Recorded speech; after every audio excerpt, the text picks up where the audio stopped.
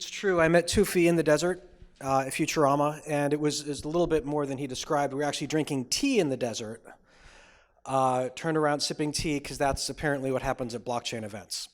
So it was a whole new world for me. I was going to queue up Sting here because it seemed appropriate, but we couldn't get the audio working. All right. This is going to be a little bit different type of a presentation. So I'm not coming with an answer here. I'm coming with a question. And there's a couple of pathways, and we kind of want to outline what we're dealing with. But the goal is to solve one of the biggest challenges facing the blockchain space today. And it's acknowledged as such. And one of the things that we want to do is really get you engaged here. And we're going to move over to a founders chat, not a fireside chat. That's a little too close to home here with what's going on in California. So when you talk about the naming of that slide, no, the founders chat.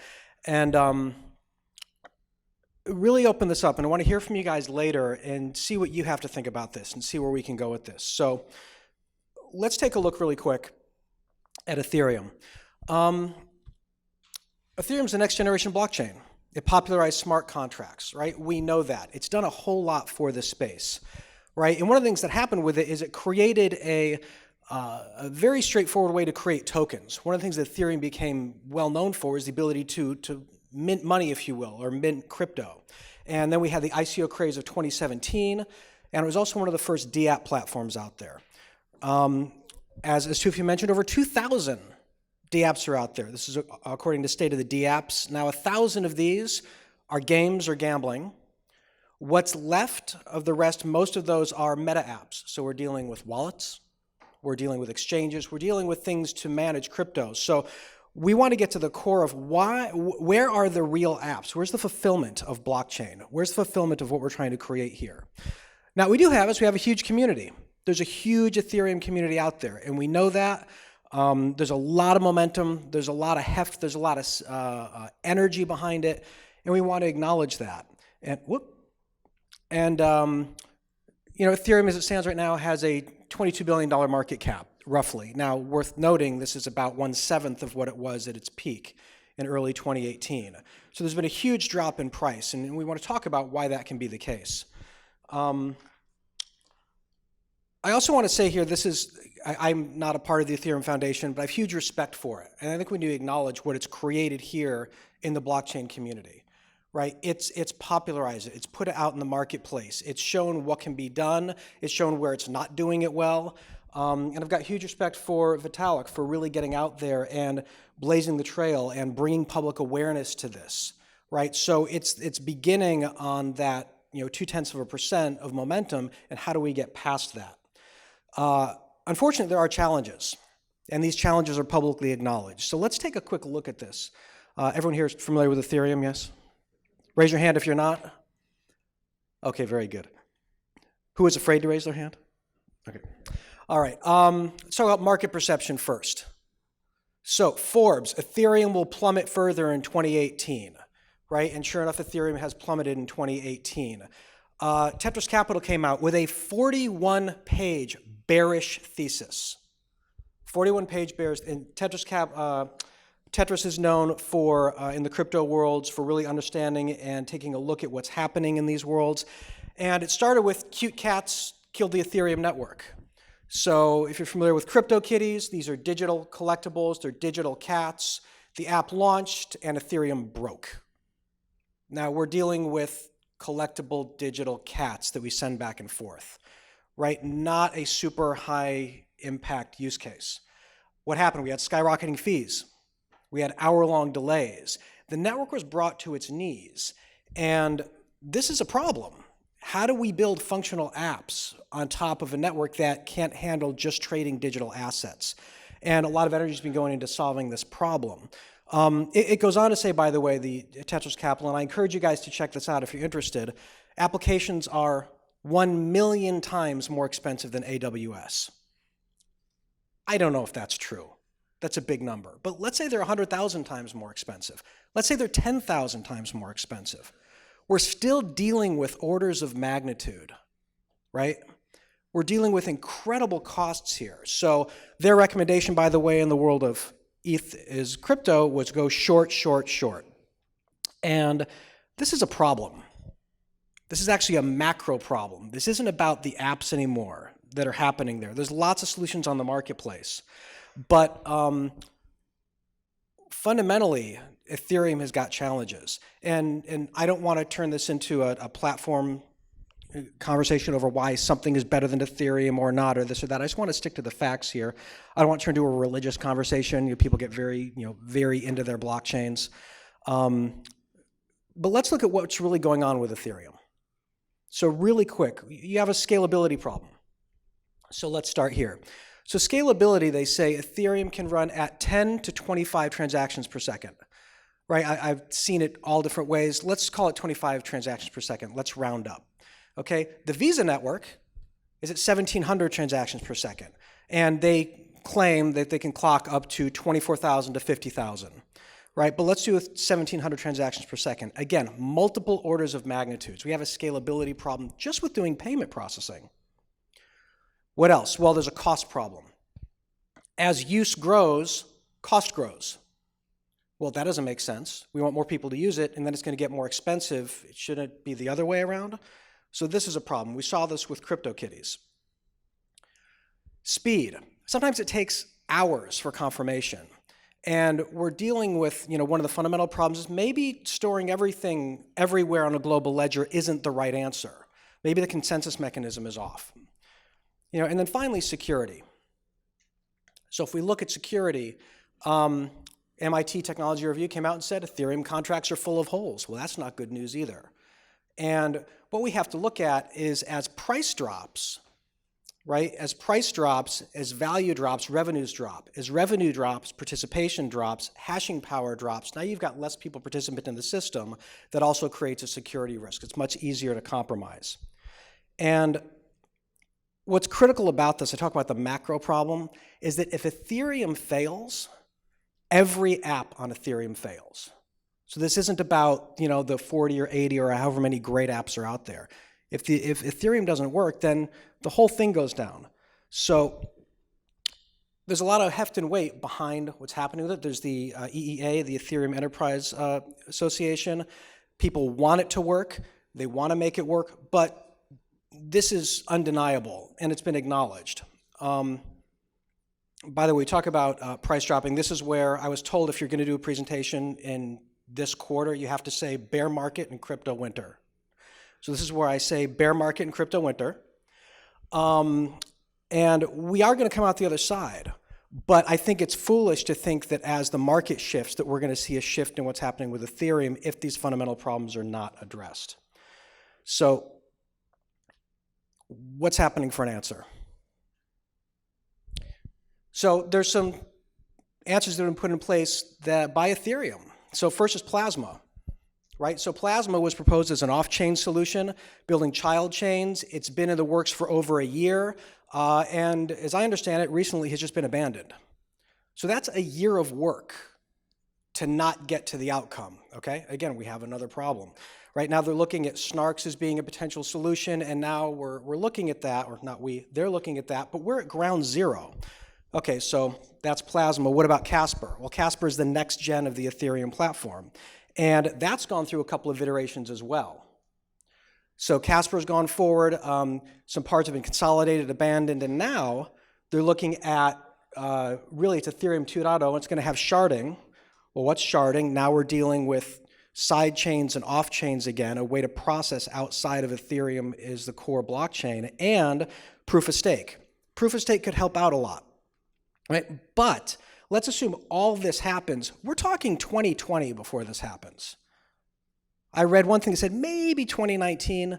How many people here have ever been involved in software development? Okay, how often is your project early?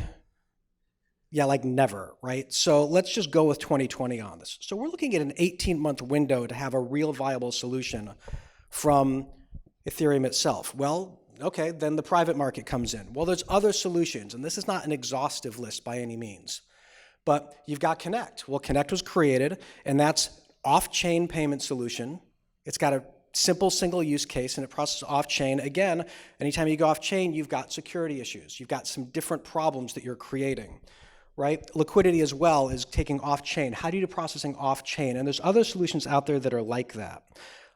This isn't intended to be an exhausted list by any means. People are trying to solve the problem.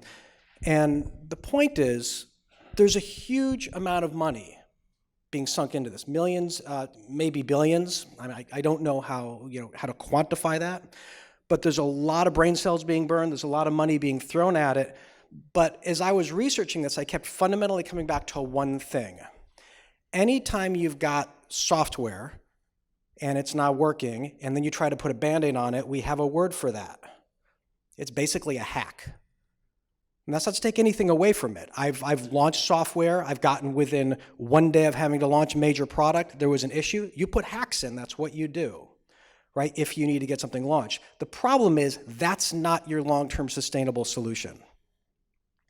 So we're dealing with the most well-known, well-used blockchain out there, and people are trying to figure out how do we get it to function the way we want it to function? How do we get it to fulfill on the solution that it promises to be?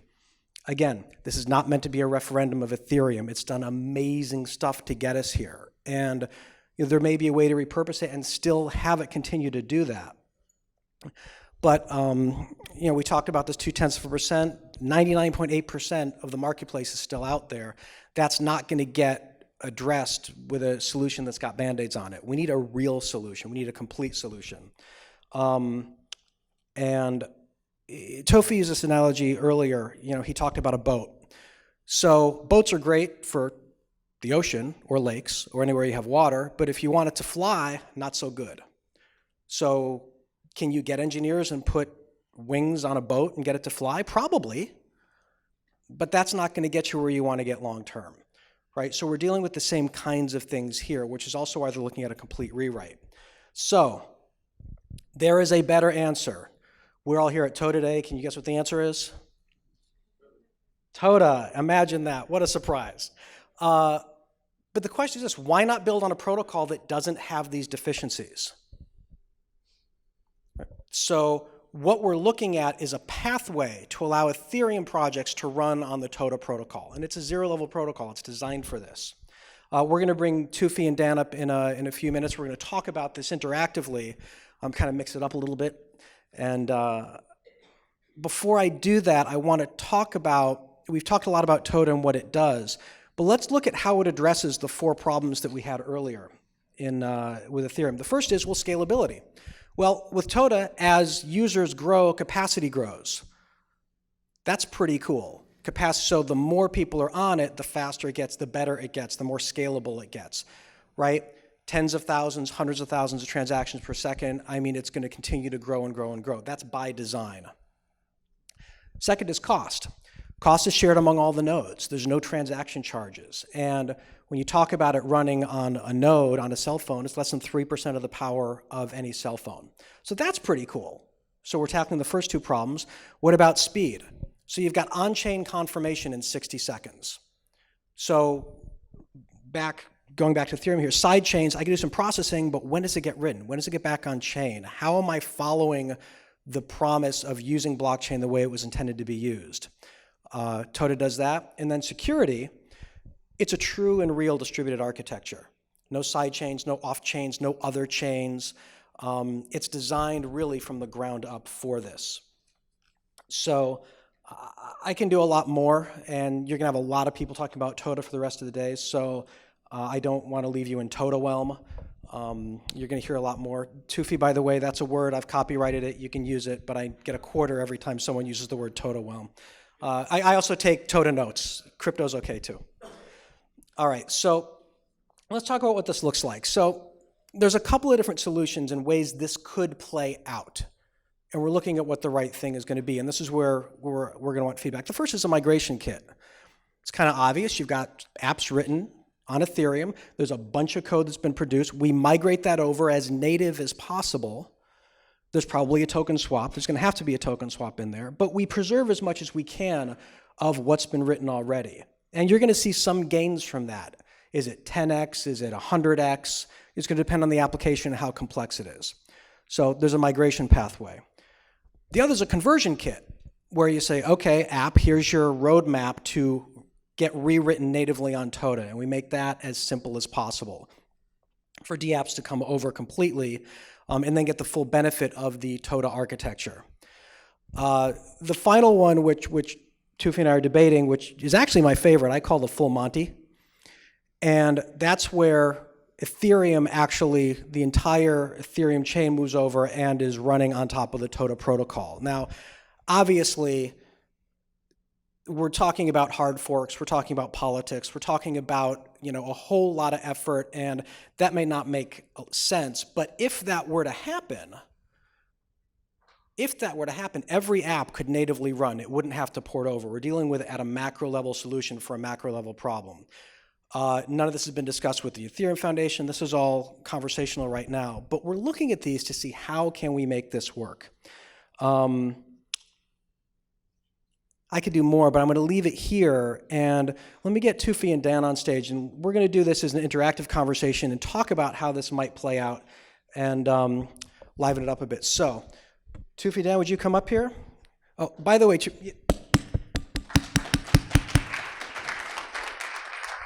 and real quick, do you guys know where Toda came from? The word Toda? I'll give you a hint. Whoop.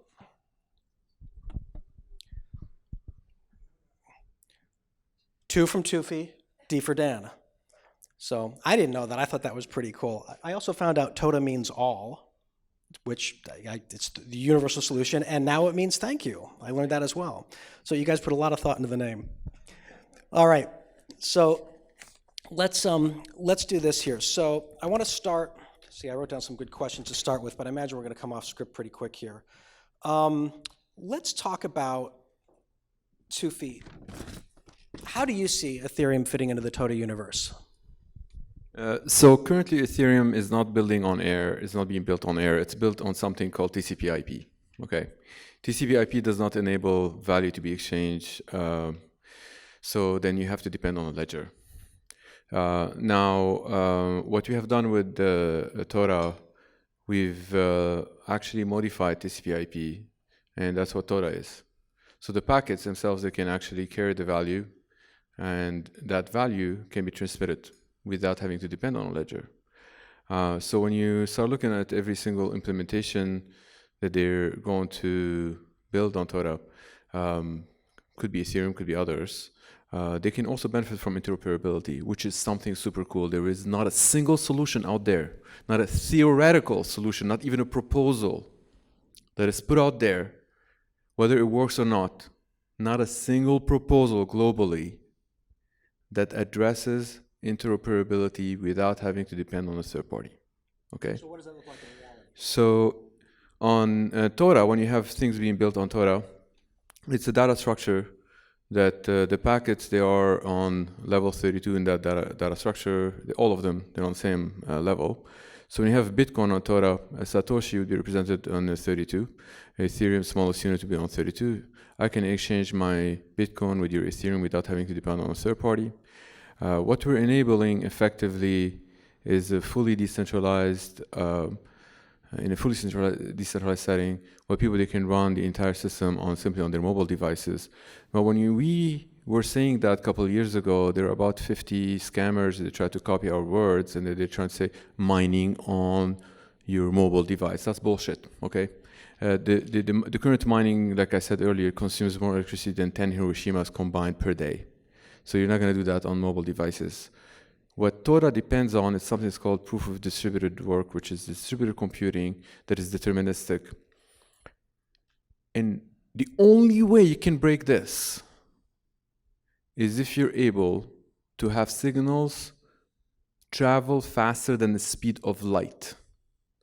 So there is always physics at the end of the day. Otherwise, you're going to get somebody who's going to build 1 million devices, put them in their basement and saying like, okay, those are devices spread out, and that becomes centralized mining. They're back to square one, and so on and so forth. If that person does that, they'll be able to only secure their 1 million devices they have in the basement, not the ones outside. So it's kind of moot.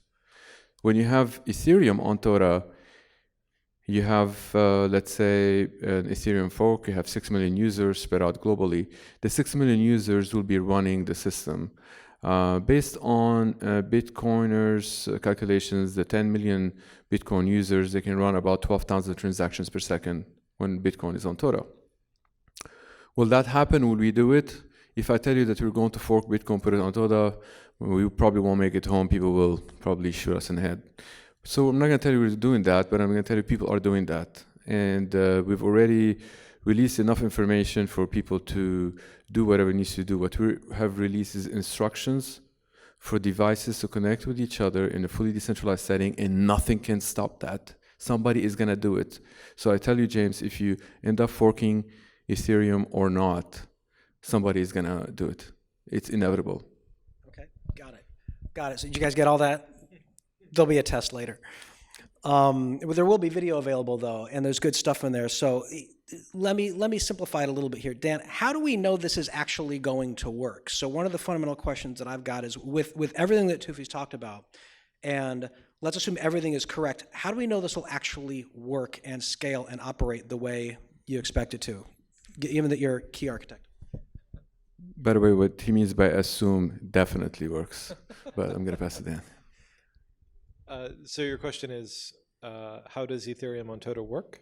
No, I was going to say, how do we know that as we scale on Toda, that we're not going to have problems like all the other chains have had? I see. Right. What's the uniqueness of the architecture? Right. Okay. So there's sort of two different things that need to be addressed. So maybe I'll start with one. Scaling a global public ledger is very hard.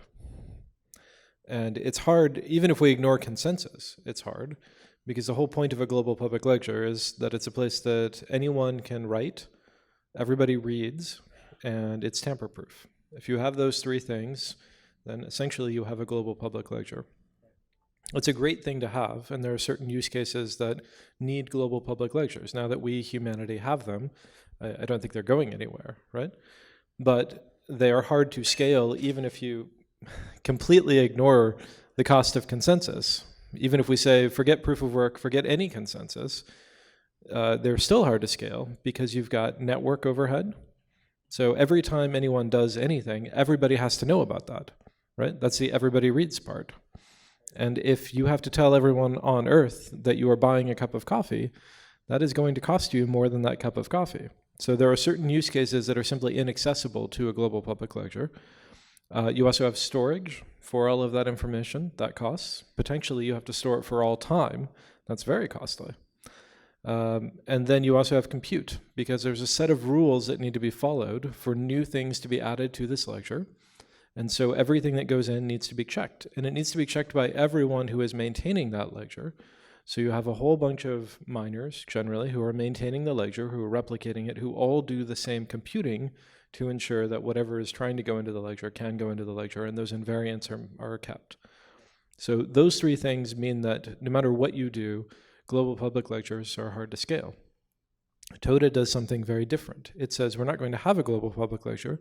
We're going to give up a bunch of that functionality, and instead we're going to have this idea of a packet or a digital asset, and it is a unique entity unto itself, and we can transfer those. And nobody needs to know that that transfer has happened. There's no ledger that shows you what transfers have happened in Toda. Instead, that thing itself is maintaining its own record as it moves through the system. And the sender and the receiver know what's happened, but there's no place that you can go and query it. Just like if I give you the serial number of a dollar bill, there's no agency on Earth that you can call to say, who has this dollar bill in their pocket? Nobody knows that, right? Tufi really wants to jump in. Yeah. Because there is something global that needs to happen, and it does happen in Toda today, and it's called the hash of all hashes, or the actual Merkle root. That's right, the mother of all hashes. And that's why earlier when the question was what's the most important thing to you on Earth, I said hash. I did not mean the hash you get it from Morocco. So the hash is extremely important here, because what it gives you as a receiver of any assets, so say money, let's say I were to send you a transaction today, whether it's a smart contract or money. The moment you receive it, you look at the time and it says 4:15 p.m. California time. In this block, there's a hash that happens, and that's the only replicated truth that happens through every single device. So Toda does have some replication, but not the entire ledger. That hash is so important that it's replicated through every single device. Why? Because if I were to, 6 months later, transfer that money to Amit or to David in the back, how would they know that I actually received this money?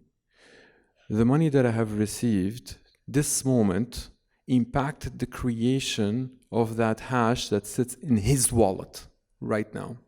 And he's able to verify instantaneously without having to ask anybody in the middle. He's able to receive it instantaneously, but if he wants to get to the finality so he can send it to someone else, he has to wait for that end of the block. So there is a global truth that has to happen, but it's a hash of it. And what we mean by a hash of it, for those that are not familiar with hash, it's a one-way function. So if you do have the hash, you don't have necessarily information about the original transaction. So privacy is preserved, confidentiality is preserved. And just so you all know, for many of the folks that they're fanatics about the global ledger, that it's like Ethereum or whatnot, you can store child porn on Ethereum and nobody can stop it. Is this the world we want to build? You can store a murder live and store it on Ethereum blockchain, have everybody have access to it, and nothing can stop it. Is that the world we want? Or do we want a world that the things that they are so good for us, the things that they are so essential to our values, whether it is a smart contract or not, for us to have the proof and not for the rest of the world to see it unless we want them to see it and we want the proof. And that's what Toda does. But aren't we getting away from the public nature of everything then and full transparency? I mean, is that moving us away from where we want to be? So there is a transparency, but there's always a balance between transparency and privacy and confidentiality. The moment you take people's privacy away, it's the first step to taking their liberty. The moment you take confidentiality away from companies is the moment you start collapsing those companies. So those are essential elements, whether people like it or not. Having a public ledger that is available for everybody is not going to work. Interoperability is not going to work, scalability is not going to work, and we do not want a world where bad people can put bad things on those things and leave them for generations to come. This is not the world that we sign up to live in. We sign up for a world that they can protect people's liberty, privacy, and can enable a lot of people to interact between each other without having a third party that's sucking the blood out of them. Right. So, right. So you can think of these global Merkle roots, this list of hashes that Tufi mentioned, sort of as a clothesline. And every digital asset in Toda comes with hangers that you can hang on this clothesline, and that shows you the proof that that digital asset has, that it is actually valid. And then your job, if you are receiving that, is simply to go through and check that proof. And it hangs on the clothesline correctly, then it's checked, and you're done. So we don't need a ledger, because instead, everyone shares this one common clothesline, and your thing itself carries its own proof. But what that means is that we have something that is very scalable, it's very clean, it's very simple, but it doesn't have a ledger. So if you need a ledger, if you need the storage and the broadcast and the compute that make up a ledger, or you need any of those individual pieces, you're not going to get them with Toda itself. It is something much simpler. Just like if you need a database, you don't get that for free using TCP/IP. The network isn't a database. That's not what its job is, right? So what we need to do then is to build on top of Toda, and this is part of what the Toda Research Institute is doing, is building decentralized protocols on top of the Toda protocol that add additional functionality. And in particular, we can build those three protocols I mentioned. We can build storage, we can build a gossip-style broadcast protocol, and we can build compute, and we can have those efficiently run on top of the Toda protocol in a way that sort of maximizes the efficiencies that they get from Toda, while adding a little bit of extra rules that you can opt into if you are a user of the Toda protocol. And those extra rules concern the validity of things within that upper level protocol. That was a really roundabout way of explaining this. If you're interested, ask me later. It takes a while, but it's worth it. We can then use those protocols to build up to a ledger. So should we need it, we can actually build a global public ledger up here, And I think that there are arguably some use cases where that's important. And we can plug in to, for example, our compute engine, exactly the Ethereum virtual machine, so that the invariants and the rules that this ledger follows are exactly those of Ethereum, getting us back to Ethereum on Toda. That is going to have cost factors that still reflect that use of network storage and compute. But we can do some interesting things if we think of those as separate components. And if we can push some of that consensus work down onto the Toda protocol. In particular, we can do things like say, I have a smart contract. I want a 100x replication of the data inside it, and I want a 100x guarantee of execution for the rules around this smart contract.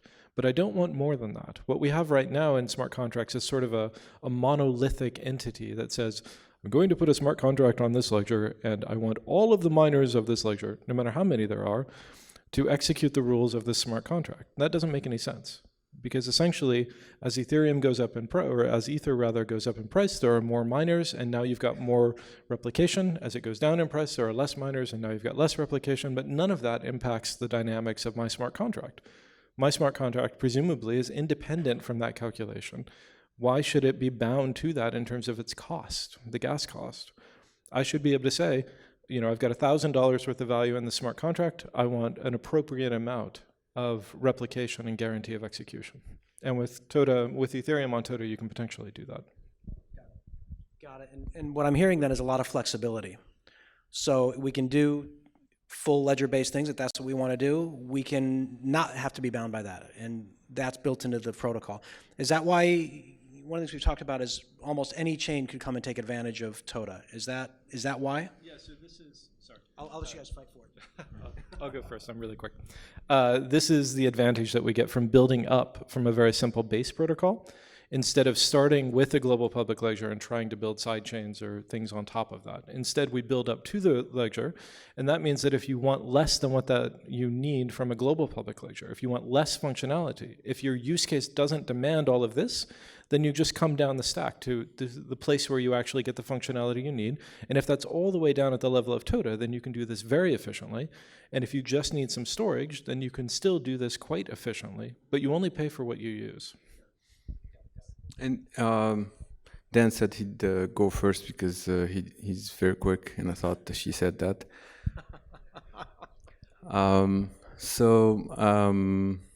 About me, of course. The fact that remains that the information that we are propagating about Toda is making it cross. And the one thing that I can tell you with certainty that we haven't seen a single instance that somebody understands Toda and doesn't end up joining us one way or another. So whether it is a cryptographer or network expert, it usually requires somebody who's deep in cryptography, data structure, algorithm, and a little bit of, I would say, network, not necessarily. If you get like a network genius and they're stuck with the network that was built in the 70s and 80s and tell you that network does not exist, and I'm like, yeah, we just invented it. So that's the state of Toda today. Got it. So we went way deep into Toda. Let's pop back up here, back to the question at hand. So, let's end with this. I know we're going to get short on time here, but and Tufi, we'll start here. Should we save Ethereum? Does Ethereum need saving? We know it's got problems. People are trying to resolve it. We believe we've got a solution. Should we? So, I was born Catholic and raised Catholic in a family that for a moment I thought that I'm Jesus Christ, and but I don't think that anymore. So I'm not necessarily interested into saving Ethereum or whatnot, but when I look at the community that Ethereum built, a fabulous set of folks, very well intended, but yet constrained researchers. I want to free those researchers. I don't want constrained researchers. Constrained researchers can end up building a lot of things that are bad for all of us, and maybe not necessarily good for them first. Liberating those researchers can even enhance things that are being built on Toda or whatnot. Those researchers, they're extremely very well intended. I met many of them, very smart people. We need to liberate them, and I feel that for the sake of the investors putting in money into Ethereum, trying to actually get it to the promised land or whatnot, or the researchers, or the hope that people have from the blockchain, it's certainly worth saving. Or freeing. So I would just add to that Toda gives you meaningful digital assets. That's the primary primitive in Toda is the digital asset. So what that means is up here at this level, as we build up to this idea of a ledger, which is storage, network, some invariance via compute system, we have this idea of a global public ledger that's doing things, but we can also have an idea of assets within that. So if you're looking at ERC20 tokens or 721 or whatever, these can be thought of as digital assets, and we can actually pull that down into the Toda protocol. And what that means is that you can actually have many different ledgers up here. And if you port your application from Ethereum into Ethereum on Toda, and you do it this way, then for a little while, you can use the rule set within Ethereum. But if it turns out that you need something different or something less, you have those digital assets expressed at the level of the Toda protocol. And that gives you the flexibility to be able to move to a different system that better suits your use cases and your business logic. So there's no reason not to, I guess would be my answer. Got it. So what I'm hearing is flexibility, flexibility, flexibility, right? And it's designed in from the ground zero. We could do a lot more. We'll pause here. Any questions from anyone in the crowd? Yes, sir. What would you say is the biggest critique of Toda that you've heard, and how do you dispel that? What's the question? Oh, so what the question is, what's the biggest critique of Toda that you've heard, and how would you dispel that?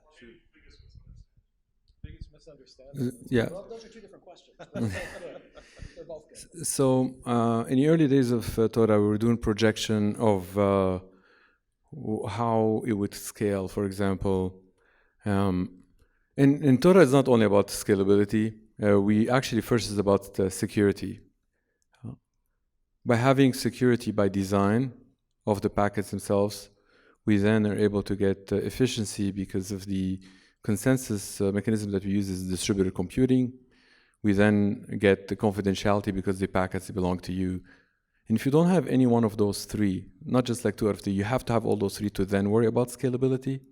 So we then worried about scalability. So with that, using distributed computing is basically using the devices that you're carrying is what's running the system itself. There is no additional devices. So when you have 800 million devices running Toda as a projection we put out there, we're able to get 1 million transactions per second. Okay? So that, no miners. nothing in the middle, 800 million devices, you get 1 million transactions per second. And when I say that number, and I said it in front of a lot of crowd, almost people, they want to throw like cans at me at the time. Similar crowd, even more technical, I said the exact same thing, but a little bit differently. With Toda, with real tests that you have ran across the globe with very bad network, and Dan can attest to that, even some of them behind the firewall of China, some of them, they're not connected. 800 devices, we're able to get 1 transaction per second. It sounds super inferior, but it's the exact same thing. That's what we're saying. We're using distributed computing. The work that currently is called hash cache, that it's part of the work, that's proof of work. We like proof of work, by the way.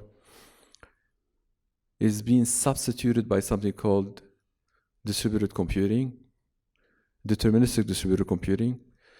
So will we release the actual algorithm that builds that Merkle tree that can measure the packets and how we're able to get the packets to measure themselves in a decentralized setting and prevent from an attack unless that attack is fast as speed of light?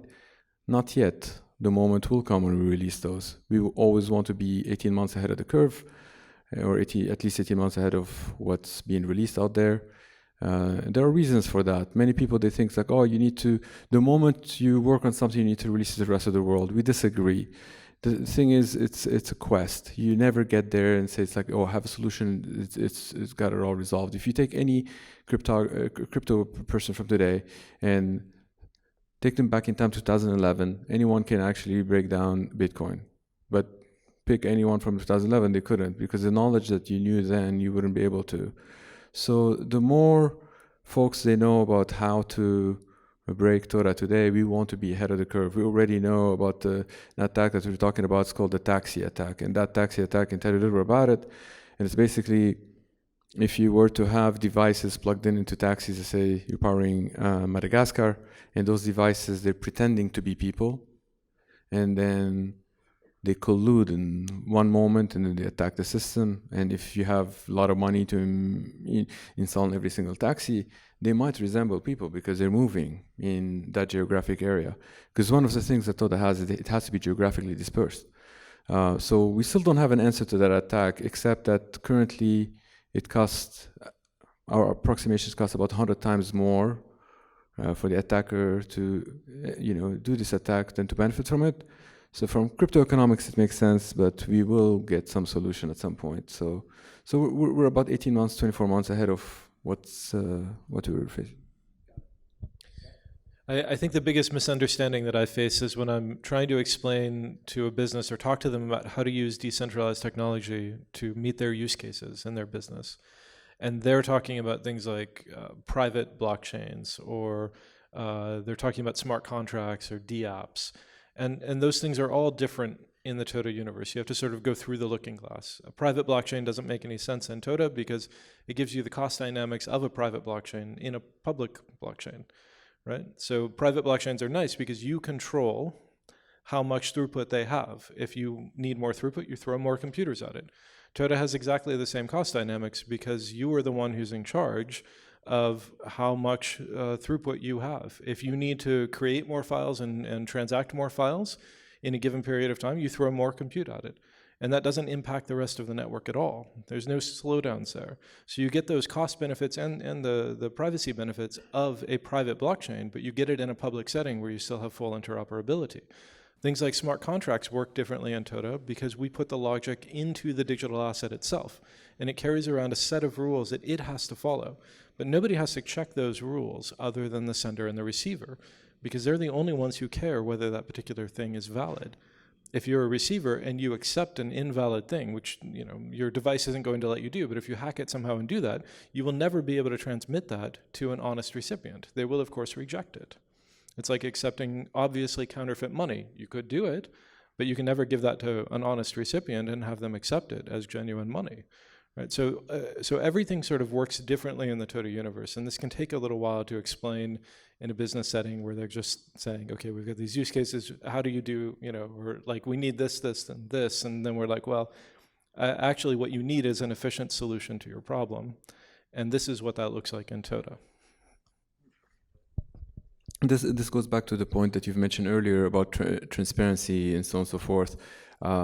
When the hashes are transparent and available for everyone on the planet in the public blockchain, you can actually have better privacy in a public blockchain than you can do in a private blockchain.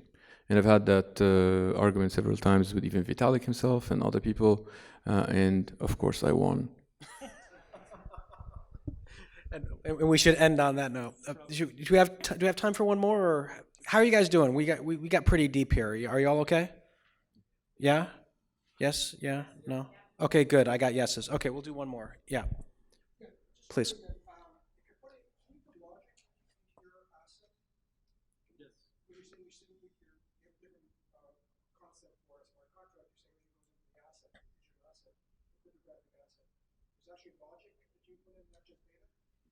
So the question is, can we put logic in the asset?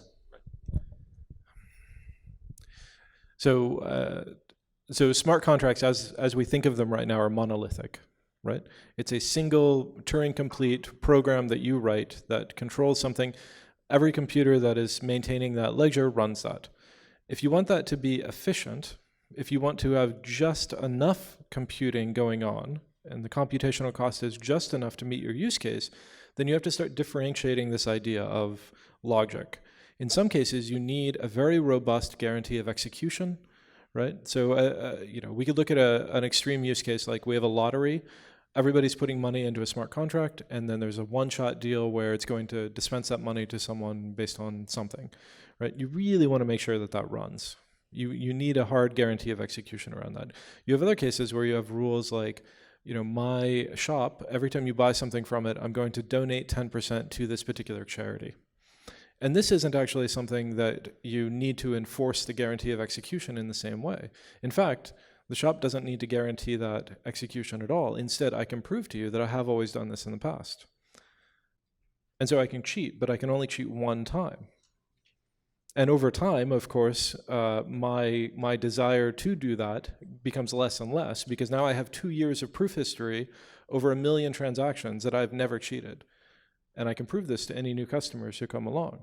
But if I cheat one time, then I lose my ability to prove that ever again. So in that case, you actually don't need any guarantee of execution. You don't need anyone else. This is just between me and you. It's between the buyer and the seller. And so this gives us a very simple, very different cost dynamic than what we think of as a traditional smart contract. So what you actually want to do here is differentiated by the minimum thing that you need to do to meet your use case. And in some cases, you can put the logic into the asset itself. So you could say with a particular digital asset, this asset is only valid if it is transmitted between addresses that own a particular certificate. So if you want to keep that inside your company, for example, or inside your country, of course you can do that. And you can encumber that particular digital asset in such a way that it must obey those rules. Those encumbrances have to be checked by everyone in the future, whoever touches that digital asset, to ensure that it's conformed with them. And that means that we have to be very careful about the types of encumbrances that you can actually put on assets so that we don't end up in a situation where you get a lot of computational complexity attached to them. So there's a delicate balancing act here, and there's differentiations about where you put that logic. Does that make sense? It's a complicated answer, but it's also a complicated topic. Yeah. Awesome. Well, Tufi, thank you for joining us at Toda.Day here today.